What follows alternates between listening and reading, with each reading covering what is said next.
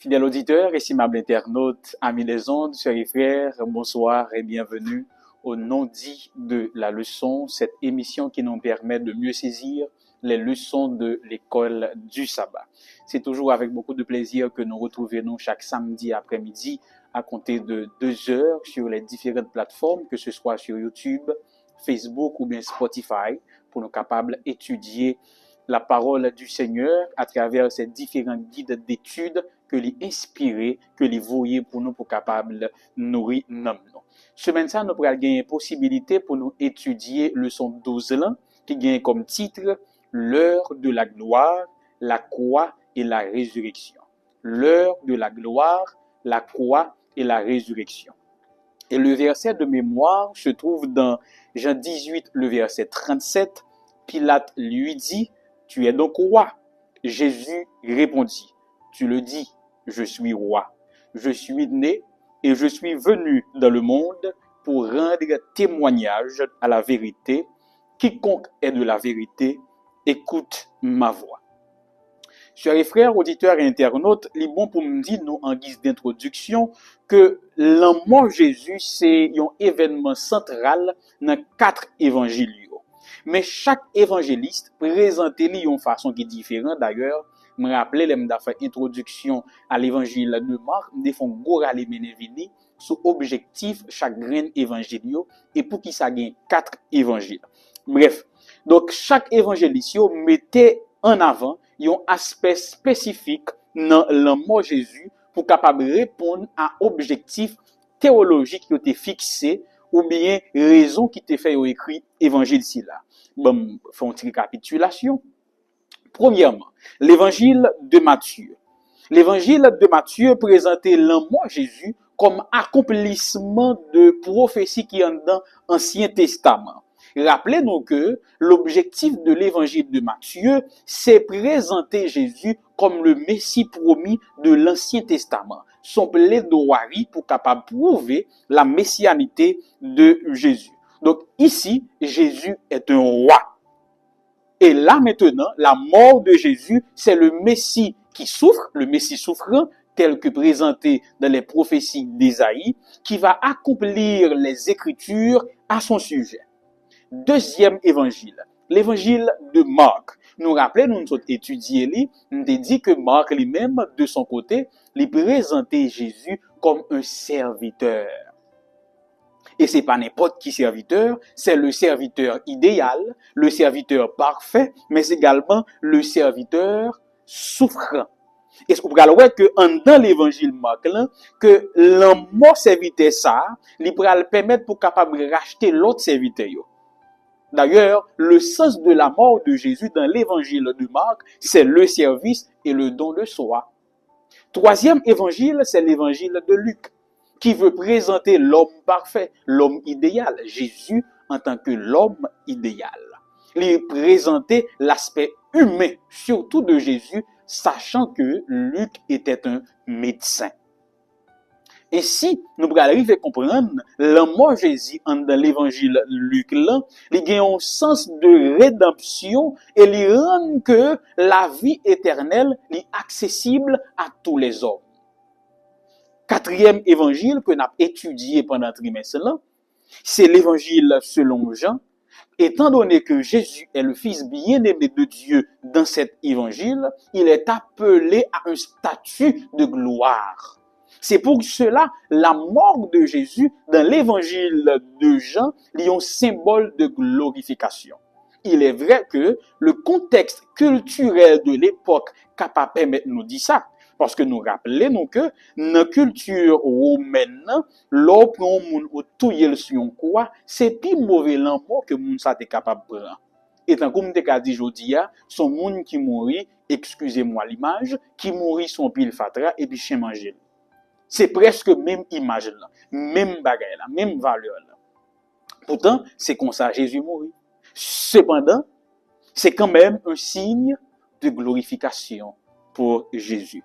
Donc, si ma fonte synthèse de ces différentes perspectives, mais qui ça m'a dit. Pour Matthieu, la mort Jésus accomplit prophétie qui te gen sous dans l'Ancien Testament, et puis il est tout inauguré une nouvelle ère. Pour Marc, l'amour Jésus lui révèle mission que le gagne en tant que serviteur souffrant et également sa nature divine. Troisièmement, l'évangile de Luc nous gagnons le ministère ou encore la mort de Jésus, côté pardon pral abonder et le salut devient accessible à tous les hommes. Quatrième évangile, l'évangile de Jean, la mort de Jésus est un acte de glorification et d'accomplissement de sa mission divine. Donc, nous avons une introduction.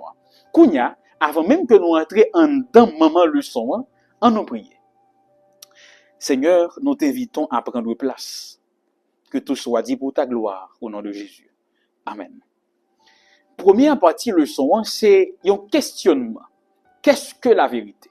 C'est un questionnement que un pile monde posé déjà, et m't'a dit dans la leçon semaine dernière, là, m't'a dit que gon différence, ou après que en dehors de la théologie biblique, la vérité reste un concept pour les philosophes introuvable. Parce que bons amis vérité, c'est pas moun qui dit le joindre, mais c'est moun qui continue à chercher là. C'est-à-dire que dans la Bible, dans la théologie biblique, la vérité est une personne et c'est Jésus, Dieu le Fils. Ça, nous avons traité sujet ça déjà. Maintenant, qu'est-ce que la vérité? Et nous allons voir qui côté question ça sorti parce que c'est un acte de la Bible qui posait question ça. Première partie leçon, c'est partie dimanche là, les chita koli sous Jean 18 verset 28 à 38. Section ça ou bien passage ci là, li relater un dialogue qui te gen entre Jésus et Pilate au moment de son procès. Passage ci là, li gon profondeur théologique tête chargée. Li présenter trois bagailles qui importants ou bien qui majeurs que nous capables kembe en tant que lecteur de la Bible. Premièrement, li présenter la nature du royaume de Dieu. Deuxièmement, li présenter l'identité de Jésus comme roi. Et troisièmement, li présenter la confrontation entre la vérité divine et la vérité humaine. En développé. C'est quoi le contexte? Yo livré Jésus. Quand je dis yo, m'a parlé de autorité juive, ces chefs religieux qui étaient accusé Jésus, qui arrêté Jésus, et puis yo accusé que la prétende lycée un roi, ça qui était une accusation politique pour capable joindre une condamnation pour Jésus ou bien contre Jésus. Et puis là, en tant que gouverneur romain, nous rappelons, il était reni à Jérusalem lors de cette fête qui était rassemblée tant de juifs, la Pâque, il était là pour au cas t'as gagné un problème qui surgit. Et Pilate, en tant que gouverneur romain, je disais, il était là pour être capable de présenter si Jésus représentait une menace pour l'homme. Ça, c'est le contexte. Maintenant, analysons les versets. Jean 18, 33, il est dit, c'est la question de Pilate, la première question. Es-tu le roi des Juifs? Est-ce que ou c'est roi juif yo? Question Pilate là, c'est parce que moun yo te dit, ces accusateurs, yo te dit que Jésus te revendiqué une fonction politique. Il était une menace pour la Rome. Alors, question Pilate là, c'est pour capable déterminer est-ce que si oui ou non, est-ce que tout bon vrai, Jésus était une menace politique à l'encontre du royaume romain ou de l'empire romain. Mais question ça tout, les exprimer une incompréhension de la part de Pilate. Parce que Pilate peut comprendre que le royaume de Jésus était non terrestre, mais spirituel et céleste. Deuxièmement, Jean 18, 34, Jésus pral répond Pilate. Jésus pral dit, dis-tu cela de toi-même ou d'autres te l'ont-ils dit de moi? Est-ce que c'est parole Paul ou bien c'est moun qui met parole dans bouche? Ça n'a pas d'accord avec moi que Jésus pas répondre directement, mais plutôt les questionner Pilate sous source interrogation. C'est une façon pour Jésus être capable de mettre en lumière une réalité, laquelle t'es une confrontation interne de côté Pilate. Pilate t'es une confrontation entre ce que désirait la foule et ce que lui il pensait être juste. On continuait. Et Jésus pourrait ajouter au verset 36, mon royaume n'est pas de ce monde. Donc ici, Jésus admet qu'il était roi, mais il distinguait clairement que le royaume n'est différent des royaumes terrestres. En façon pour dire que le royaume moyen, contrairement à ton empire, l'empire romain, il n'est pas chita sous violence, il n'est pas chita sous pouvoir politique, il n'est pas chita sous injustice sociale. C'est parce que le royaume de Jésus est spirituel. Il est basé sur la vérité, l'amour et puis justice. Ça veut dire, tout le monde qui dit oh, c'est petit bon Dieu, ou bien serviteur bon Dieu, ou bien disciple Jésus, toute l'église qui dit oh, c'est l'église bon Dieu, il doit être basé sur la vérité, sous l'amour avec sous justice. C'est intéressant. Et ici, Jésus tout dit clairement que le royaume n'est pas rivaliser avec celui de Rome ou des autorités humaines. Nous pas de même trempe quand même. Au verset 37, et probablement, si ou t'as sur un territoire, ou croison étranger, et puis il dit où il est un roi venu d'autre part, mais pour qui soit là, si je ne pas de qu'on venir. Et c'est là maintenant, au verset 37, Jésus va exposer son objectif, son but, pourquoi il était là. Je suis venu dans le monde pour rendre témoignage à la vérité. Donc ici, Jésus révèle sa mission, qui est de témoigner de la vérité divine et non humaine. C'est pour dire que son royaume était fondé sur la vérité. Bien-aimés, chers et frères, ici, Jésus fait un appel qui d'abord adressé à Pilate, mais également à tous, pour que nous tous, nous capables de rejoindre qui est le royaume de Dieu qui est basé sur la vérité. Et au verset 38, nous allons gagner une question, nous. Les Jésus vient dire que je là pour me témoigner de la vérité. Pilate va dire, mais qu'est-ce que la vérité? Qu'est-ce que la vérité? Ça sonne pour une question philosophe, mais qu'est-ce que la vérité? C'est une question qui paraît un peu ambiguë. Nous sommes capables d'interpréter, soit c'est par curiosité, il voulait vraiment savoir ce que c'est cette vérité, ou peut-être c'est une sorte de cynisme, il n'a pas prêté vraiment aucune attention, ou peut-être qu'il voulait ironiser, mais ça montrait qu'il était dans les capacités pour comprendre ce qu'était cette vérité. Et d'ailleurs, si nous prenons le texte bien pendant l'étude semaine, nous prenons voir que Pilate pas attendre une vérité, pas attendre une réponse, disons mieux. Ça qui reflétait une sorte de scepticisme. Parce que automatiquement, il nous pose des questions, les filles d'ol, il y aller. Pilate, bien-aimé, chers et frères, lui présentait l'homme qui, face à la vérité absolue incarnée en Jésus, choisit rester neutre, ou bien choisit virer d'obali. Grand pile monde comme Pilate, qui, face à la vérité biblique, qui, face au message véridique de la Bible, au lieu pour positionner pour la vérité, en pile n'a choisi d'être neutre, en pile n'a choisi de détourner malheureusement. Et nous-mêmes aujourd'hui, application que nous sommes capables de faire de ce récit, bien-aimés sœurs et frères, c'est 4 points essentiels, 4 leçons que nous sommes capables de tirer. La première, c'est comprendre la mission de Jésus.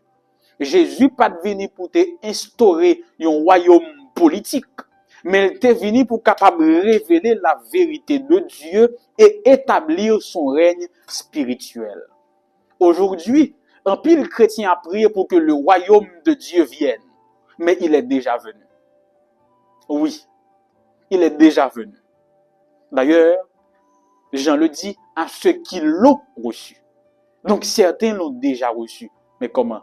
Par la foi dans notre cœur. Pour que le royaume bon Dieu soit capable de établir totalement, il faut que d'abord que nous chaque l'établit déjà. C'est seul monde qui accepte bon Dieu établi royaume li dans cœur li, qui fait prière pour dire Seigneur, que ton règne vienne. Deuxièmement, c'est la recherche ou la quête de la vérité. Pilate représentait un groupe de monde qui a questionné la vérité. Mais en réalité, qui pas chercher à comprendre tout bon. Il a questionné, mais il pas chercher à comprendre tout bon. Il là seulement pour capable nourrir idées préconçues que vous avez gagné. Il pas dans une quête qui est humble, il pas dans une quête pour découvrir ou bien connaître ou bien faire expérience de la vérité, mais il là pour capable satisfaire idées préconçues.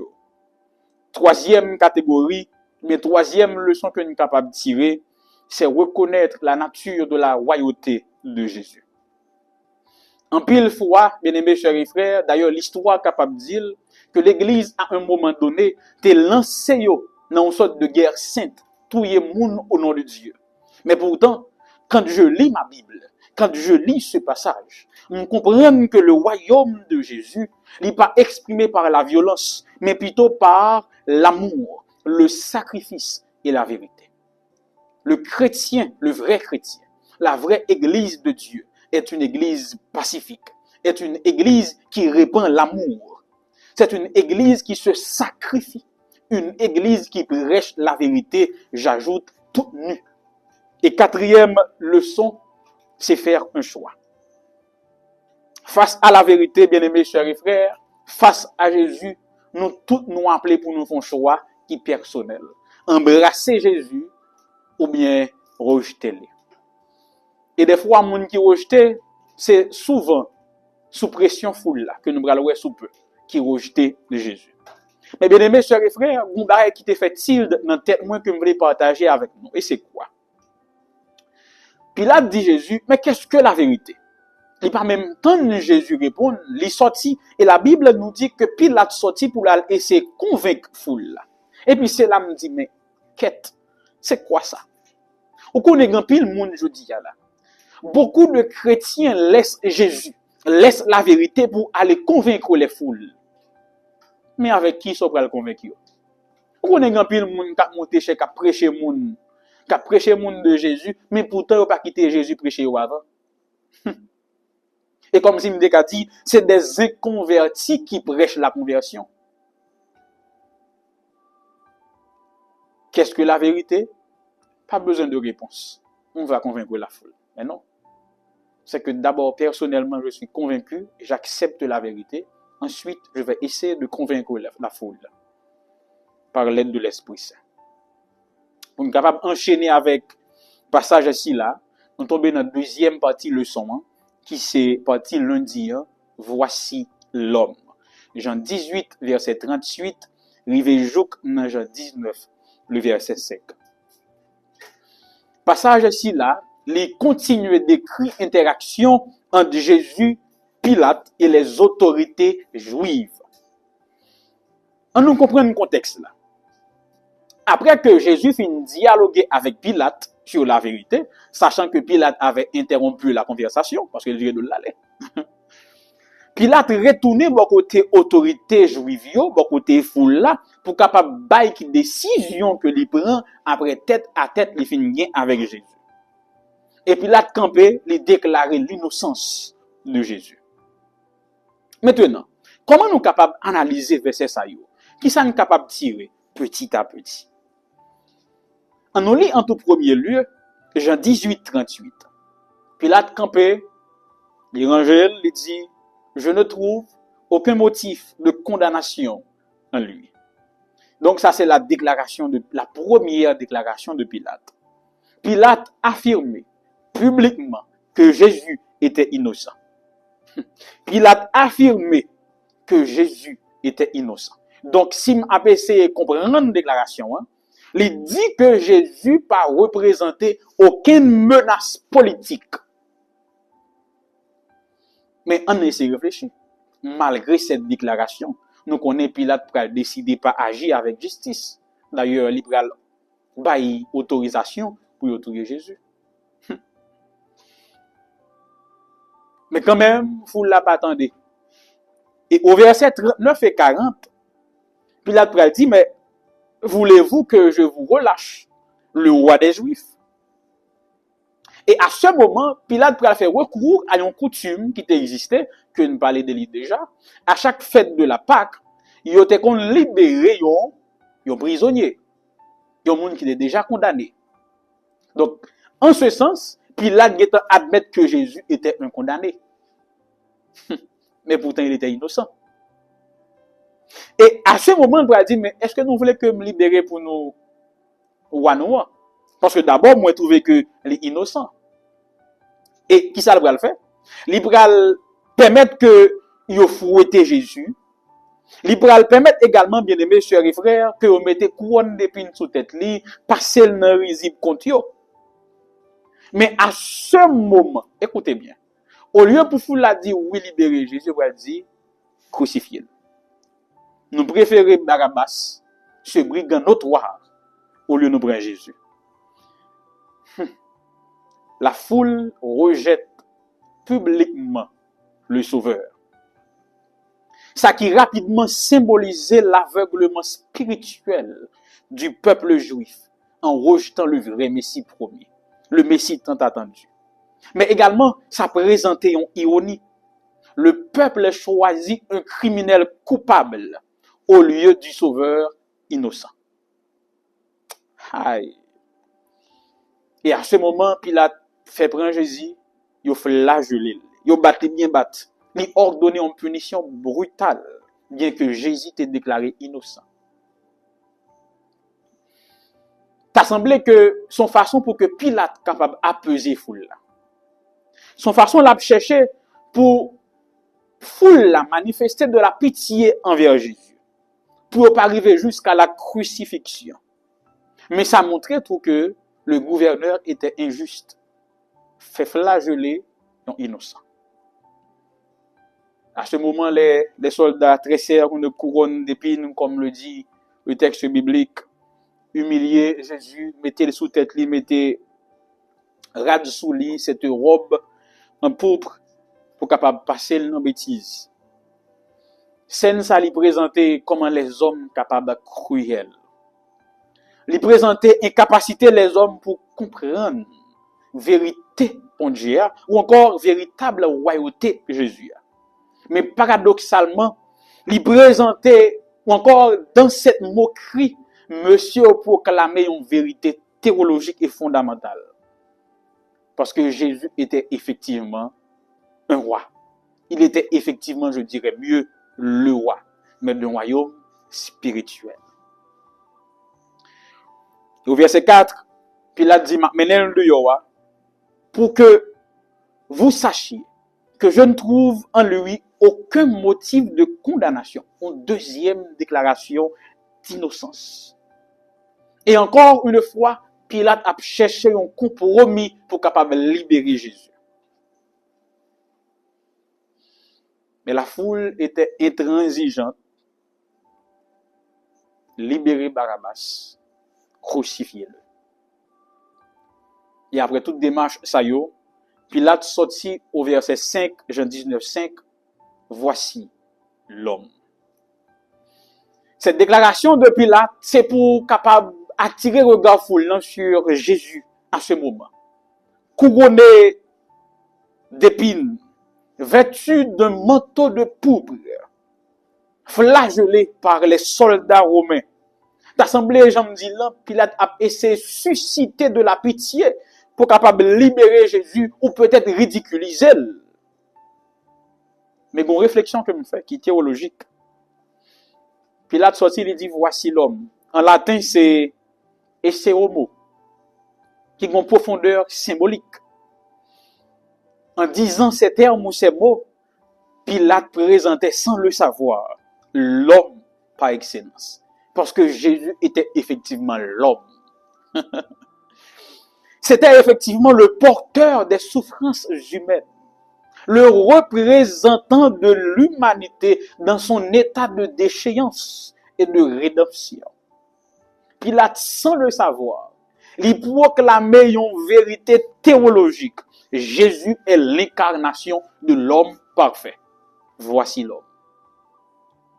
Et je voudrais m'arrêter un peu pour me dire aujourd'hui, il est vrai que je n'ai pas gagné les camper côté physiquement pour me présenter. Non? Mais faut me dire, non, toute démarche, toute recherche que m'a fait, toute étude que m'a fait ici, là, dans l'émission, hein, c'est dans l'idée pour me capable de dire, non, bien sûr, pas dans la même intention que Pilate, mais à chaque émission, pour me dire à chaque auditeur, voici Jésus, voici l'homme. Voici l'homme idéal. Voici le père idéal. Voici l'ami idéal. Voici le frère idéal. Voici le sauveur idéal. Voici le compagnon idéal. Que dirais-je? Que dis-je de mieux? Maintenant, qui le sont capables de tirer, qui sont capables de tirer de ce récit rapidement, il y a un mélange de deux choses qui étaient capables de paraître parallèles. Il y a l'injustice humaine et la souveraineté de Dieu. Bien que Pilate déclaré Jésus innocent, il fait flageller et touiller quand même. Ça, c'est l'injustice humaine. Ça a montré la corruption des systèmes humains. Mais également, ça a montré la souveraineté de Dieu. Même dans ces circonstances, la souveraineté de Dieu est manifeste. Qui ça me dit par là? Des fois, bien-aimés sœurs et frères, il y a des bagages qui rivent nous, qui c'est de l'injustice, de système de corruption au milieu que nous y a, mais pourtant qui est entré dans le cadre souveraineté bon Dieu. Parce que Dieu est toujours au contrôle.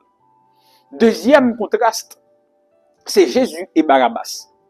Barabbas représentait la culpabilité, le péché, la rébellion, la violence.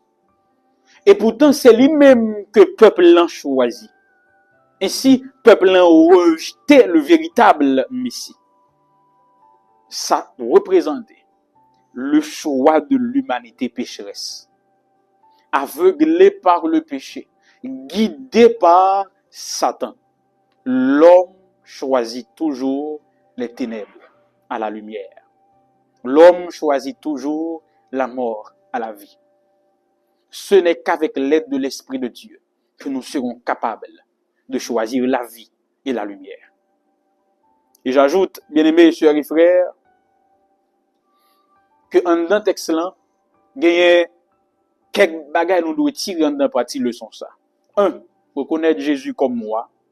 Deuxièmement, la vérité face au compromis.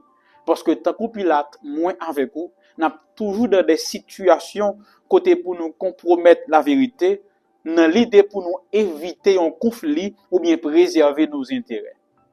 Qui te me dit nous, chaque fois nous face à une situation, pour nous choisir entre la vérité et défendre intérêt ou bien préserver nos propres intérêts, choisir toujours la vérité. Et troisièmement, nous gagnons l'humanité de Jésus, ce Jésus qui souffre, l'homme idéal. Et je vous invite, bien-aimés sœurs et frères, à contempler l'homme idéal par la foi.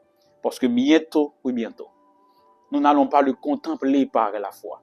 Parce que tout œil le verra. Et je prie pour que chaque auditeur, chaque ami, nous capables parmi ceux qui disent Hosanna, béni soit celui qui vient au nom du Seigneur. Partie mardi qui intitulé Tout est accompli. Les chita collé sur Jean 19, les versets 17 à 30.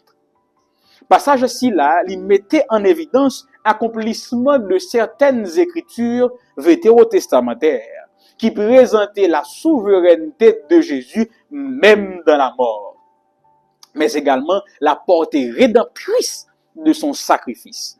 En nouveau contexte là, il a fait juger Jésus, Pilate fin juger lui, humilier, fait battre lui, fouetter, et puis il a mené Jésus côté au pral crucifié là à Golgotha. Mais Jean bon côté pas dans style méditatif li, il présentait scène comme un acte de souffrance, mais aussi un événement côté la gloire de Jésus, la gloire de Dieu va se manifester pleinement dans la mission qu'il avait. On nous analyser verset pour comprendre samedi. Verset 17, il a dit, portant lui-même sa croix, il sortit vers le lieu appelé le crâne, qui se dit en hébreu Golgotha. Le contexte, bien aimés sœurs et frères. Jésus portait propre croix pour être capable d'exécuter. Ça qui symbolisait le Sauveur qui porte sur lui le poids de nos péchés ou encore le poids de la culpabilité des hommes. Détail ça, lui montrer souveraineté Jésus. Bien que condamné, il prend volontairement sa croix. C'est un acte de soumission à la volonté du Père, mais également un acte d'amour pour l'humanité. Je continue. Jean 19, 18. C'est là qu'ils le crucifièrent avec lui deux autres. Il était en mi-temps. Un de chaque côté et Jésus au milieu. Écoutez bien. On t'a dit tout à l'heure que l'amour sur quoi, c'est l'amour qui pis mal au monde capable de mourir. Nous comprenons. C'est pour montrer que Jésus descend côté qui pis bas. En façon pour que quel que soit péché au fait, pour nous dire fièrement que quel que soit le péché, le sang de Christ l'efface. Que pas jamais qu'à tomber plus bas que la main bon Dieu, parce que bon Dieu descend côté plus bas déjà. Mais également, bon l'autre aspect me voulais présenter. Jésus se trouvait au milieu. Qui se trouve au milieu de deux personnes? Le médiateur.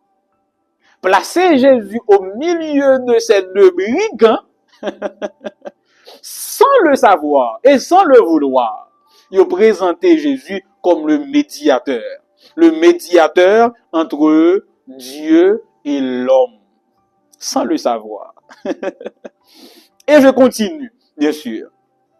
Et au bras dans le verset suivant, surtout dans le verset 19 à 22, Pilate fait écrire une inscription et puis il est marqué Jésus de Nazareth, le roi des Juifs.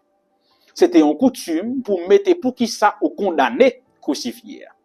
Et à ce moment, les Juifs pral demander pour changer l'inscription que Pilate pas d'accord. Mais en réalité, il écrit dans le sens pour respecter la loi, mais également pour capable passer Jésus dans le ridicule. Soit disant roi, li sous quoi? Et sans le savoir, Pilate énonçait une vérité biblique et divine. Et Jésus était effectivement le roi.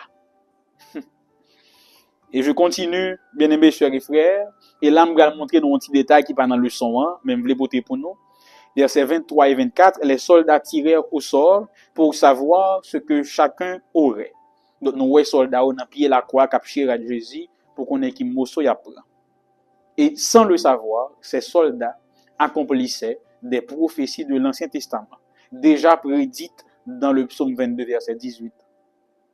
On certains de petits détails que bon Dieu t'a planifié, que les hommes pensaient c'est au cap mener le cours de l'histoire, pourtant Dieu avait déjà tout planifié. C'est même Jean-Tou, il va me faire un petit camper là.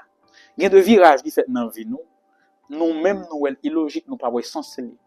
Pourtant, bon Dieu, n'a plan te fait pour la vie ou là, il te calculé virage là. Ce qui te surprend, mais pourtant c'est le plan de Dieu, parce que rien n'échappe au contrôle de Dieu. Et à ce moment, Jésus pral dit, voici ta mère, voici ton fils. Jésus sur la croix pral confier maman li Marie à son disciple bien-aimé que généralement identifié comme Jean. Cette déclaration de Jésus lui présentait l'amour avec soin que Jésus manifestait même dans le moment qui est terrible. On va tourner sur ça. Et après, elle va dire, moi soif. Et puis, elle va dire, tout est accompli. Tétélestai dans le grec. Avant que Jésus rende homme, avant que lui mourit, il déclarait que l'œuvre rédemptrice est achevée. On peut aller en paix. Ça montrait que Jésus pas subi la mort de façon passive, mais que il maîtrisait la mort. Parce que c'est lui qui décide. Tout est accompli. Il accomplit le plan du salut.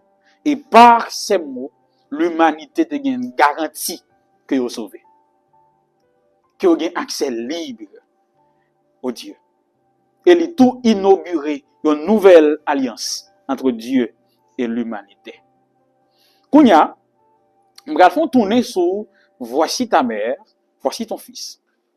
Jésus confiait Marie à son disciple bien-aimé Jean. Pour qui ça? C'est parce que Jésus voulait laisser à nous, ses disciples, que l'Église doit être une famille spirituelle. Que dans les églises, les relations humaines sont définies, encore redéfinies autour du Christ. C'est que entre moi avec vous, Jésus déjà établit une relation de frère et de sœur. Et par le tout est accompli, l'œuvre de réconciliation entre Dieu et l'homme, l'arrivée achevée, et par sa mort, Jésus répare les brèches qui étaient faites dans le jardin Éden. Partie mercredi, le tombeau vide. Jean 20, versets 1 à 10. Contexte. Après qu'il a fait crucifier Jésus, mettez-le dans le tombeau. Jean racontait le troisième jour, le jour de la résurrection, et puis mesdames yo pralé dans le tombeau. On nous allé. Premier jour de la semaine, bon ça m'a pas commenté li, Marie de Magdala allait dans le tombeau dès le matin, alors qu'il faisait encore sombre. Et là, il voit que roche la roulé, ça me parlait de lui déjà, et puis il entrait, en fait, il voit roche la roulé. Magdala courit aller dans le tombeau le premier jour de la semaine, vous savez, dans l'idée d'aromatiser le corps de Jésus, ce qui n'a pas été bien fait à la veille, et puis il allait pour capable aromatiser son corps. Mais ça montrait également qu'il n'y a pas de la foi, ça montrait également une incompréhension des enseignements de Jésus. Parce que Jésus était bouqué d'ili au troisième jour, m'avait ressuscité. Donc c'est pas la peine d'aller aromatiser le corps de Jésus. Je continue. Le fait que le roche l'a déplacé, attendez, oui, il est bouleversé. Parce que il déjà gagné une conclusion. Il volait conseillère. Et elle courut trouver Simon Pierre et l'autre disciple que Jésus aimait. On a enlevé le Seigneur du tombeau et nous ne savons pas où on l'a mis. Donc, automatiquement, conclusion, c'est qui ça? Il volait quoi Jésus. Nous, par contre, qui côté y aller avec lui. Et à ce moment, monsieur a couru, il allé dans le tombeau. Bon, bien sûr, le texte dit, il y a un qui allait plus vite passer l'autre, ça qui probablement son signe de yon et puis jeune passer l'autre. Le yo arrivé dans ton tombeau, bon détail qui pourrait impressionner. Le yo arrivé, yo joignent que les linges qui enveloppaient le corps de Jésus étaient bien rangés.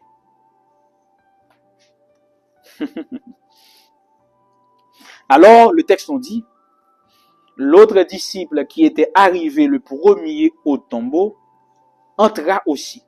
Il vit et il courut. La foi du disciple bien-aimé lui sortit une observation des détails. Parce que si on te volé quoi n'en fait presser, pas t'as bien temps pour t'aller plier linge. Le fait que le linge t'est plié, le disciple a dit c'est parce que Jésus est ressuscité. Vous avez compris, bien-aimés sœurs et frères. Il y a certains indices qu'il a lorsque nous observons les choses à la lumière de la parole de Dieu, nous découvrons pile vérité. Mais c'est même gens tout, je dis là. Il y a qui passer dans le monde là. L'observer à la lumière de la Bible, ou découvrir et comprendre qui temps ou vivre, comment pour y et comment pour réagir. Ah. Ainsi, bien-aimés chers et frères, ça montre nous que la foi est capable de prendre naissance lorsque nous observons la bien à la lumière de la parole de Dieu. Et pour terminer la dernière partie de la leçon, Jésus et Marie, c'est un récit qui est assez intéressant, qui est collé sous Jean 20, versets 11 à 18.